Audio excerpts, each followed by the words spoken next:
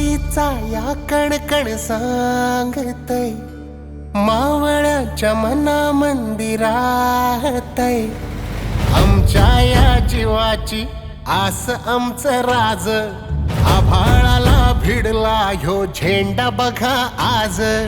आम्हावरी कृपा करी राजांचा ध्यास लागतय.